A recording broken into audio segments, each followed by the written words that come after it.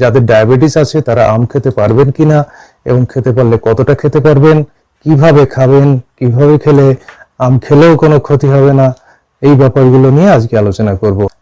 Sugar কতটা বাড়ে সেই আম খেলে সে আমাদের জানতে গেলে একটা জিনিস জানা দরকার, গ্লাইসেমিক ইন্ডেক্স বলে একটা কথা আছে। গ্লাইসেমিক ইন্ডেক্স কি, যে আমরা 100 গ্রাম যদি কোনো কিছু খাই তাতে আমাদের শরীরে কতটা সুগার বাড়ে কিংবা তার কত শতাংশ আমাদের শরীরে সুগার বাড়িয়ে দেয়। যেমন গ্লুকোজের এই গ্লাইসেমিক ইন্ডেক্স 100, সেক্ষেত্রে আমের আছে মাত্র 51। অর্থাৎ গ্লুকোজ খেলে 100 গ্রাম গ্লুকোজ খেলে যা বাড়ে, আমের 100 গ্রাম কার্বোহাইড্রেট খেলে তার থেকে অর্ধেক বাড়ে। দ্বিতীয়ত দেখতে হবে আমে ফাইবার আছে, এই ফাইবারের পরিমাণ কতটা। ফাইবার আমরা দেখেছি 2.6 গ্রাম 1 কাপ আমে আছে, এটা যথেষ্ট। এবং ফাইবার আমাদের কোন কাজে লাগে? ফাইবার আমাদের শরীরে অন্ত্রের ভেতর ঢোকে এবং এই ফাইবার অ্যামাইলোজ, অ্যামাইলোপেকটিন এক ধরনের কার্বোহাইড্রেট দিয়ে তৈরি, যেগুলো আমরা হজম করতে পারি না, এগুলো মলের সঙ্গে বেরিয়ে যায়। শুধু একা বেরিয়ে যায় না, বেরিয়ে যাওয়ার সময় আরো আমরা যে সমস্ত খাবার খাই আমাদের কিছু কিছু বাজে পদার্থ যেগুলো অ্যাবজর্ব করে নিয়ে চলে যায়, সে কিছু কিছু ভিটামিন এগুলোও নেয়, কিন্তু তার সঙ্গে সঙ্গে আরো কিছু পদার্থ নিয়ে গিয়ে অ্যাবজর্ব করে নিয়ে মলের পরিমাণটা বাড়িয়ে দেয়। এছাড়া আছে অ্যান্টিঅক্সিডেন্ট।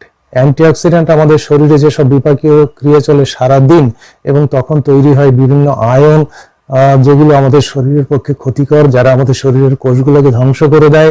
অ্যান্টিঅক্সিডেন্ট সেই আয়নটাকে নষ্ট করে দেয়, যার ফলে এটা সবসময় শরীরের পক্ষে উপকারী। বিশেষত যাদের ডায়াবেটিস আছে সেটা একটা মেটাবলিক ডিজিজ, এবং যাদের অন্য অসুখ আছে কিংবা যাদের বয়স হচ্ছে তাদের ক্ষেত্রে অ্যান্টিঅক্সিডেন্ট এমনি খাওয়াই ভালো। এই যে অ্যান্টিঅক্সিডেন্ট এবং ফাইবার, সেটা আমাদের শরীরের পক্ষে উপকারী। এবার দেখে নি ডায়াবেটিস থাকলে কতটা সুগার আপনার খাওয়া উচিত। একজন ডায়াবেটিস, যাদের সত্যি ডায়াবেটিস ধরা পড়েছে এবং ডায়াবেটিস আছে, দুটো কন্ডিশন আছে, একটা প্রি ডায়াবেটিস মানে ডায়াবেটিস হতে যাচ্ছে এরকম একটা অবস্থা, আরেকটা আছে যে ডায়াবেটিস ধরা পড়েছে আপনার। যাদের ধরা পড়েছে তাদের প্রত্যেকদিন 100 গ্রাম গ্লুকোজ খাওয়া উচিত ম্যাক্সিমাম, মানে 100 গ্রাম কার্বোহাইড্রেট। এবার এর ভেতরে একবারে 15 গ্রামের বেশি খাওয়া উচিত নয়। 100 গ্রাম গ্লুকোজ আপনি বা 100 গ্রাম কার্বোহাইড্রেট আপনি একসঙ্গে খেয়ে নিলেন, হঠাৎ করে ব্লাড সুগার বেড়ে যাবে। এবং এই জন্য বলা হয় আম যাদের ডায়াবেটিস আছে তাদের ক্ষেত্রে 25 গ্রাম নয় 15 গ্রাম করে একসঙ্গে খেতে হবে। আর যাদের প্রি ডায়াবেটিক আছে মানে ডায়াবেটিস হতে যাচ্ছে তারা একসঙ্গে 25 গ্রাম করে খেতে পারেন প্রতি সার্ভিংস। একে বলে প্রত্যেক একটা সার্ভিংস, মানে একবারে আপনি কতটা খেতে পারেন। এগুলো খেলে শরীরের গ্লুকোজ বাড়ে কিন্তু ততটা বাড়ে না এবং কিছুক্ষণ পরে আবার নর্মালাইজ হয়ে যায়। এবার ডায়াবেটিস থাকলে আপনি কতটা আম খেতে পারবেন। আমরা আগে দেখে নিয়েছি ডায়াবেটিস থাকলে সে এক সার্ভিংসে 15 গ্রাম কার্বোহাইড্রেট খেতে পারে। এবার আমরা তার আগে দেখে নিয়েছি যে 1 কাপ আমে 165 গ্রাম আম, মানে 1 কাপ কাটা যে সাইজ আম, তাতে মোটামুটি আপনার 25 গ্রাম কার্বোহাইড্রেট থাকে।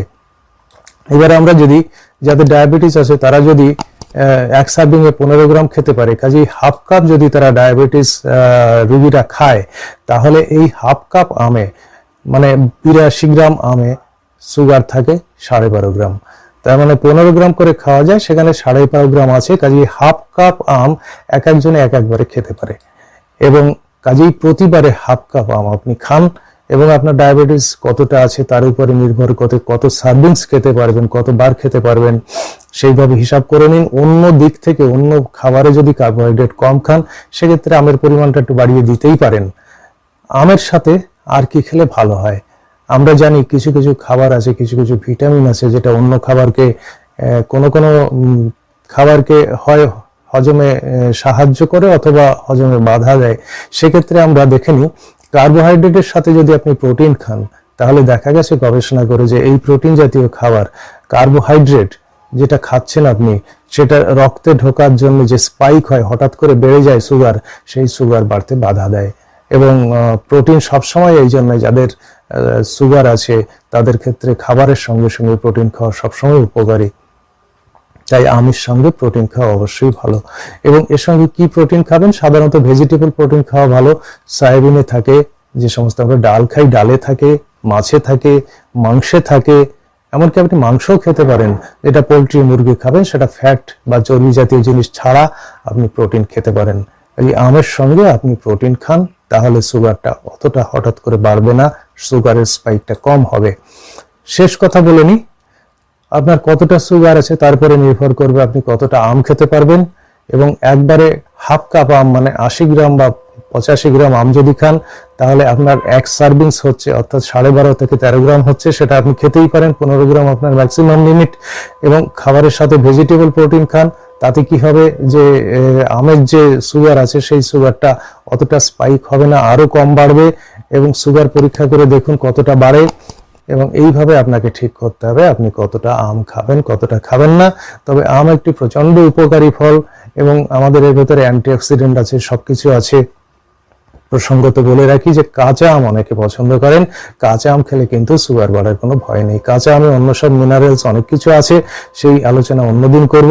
আজকে পাকা আম আপনি কতটা খেতে পারবেন, ডায়াবেটিস আপনার আছে, সেই আলোচনা করলাম। আশা করি ভিডিওটা আপনাদের উপকারে আসবে, এবং উপকারে এলে অবশ্যই লাইক করুন, শেয়ার করুন, এই চ্যানেলকে সাবস্ক্রাইব করে আমার পাশে থাকুন যাতে এই ধরনের ভিডিও আরো পেতে পারেন। আপনি সুস্থ থাকুন, ভালো থাকুন।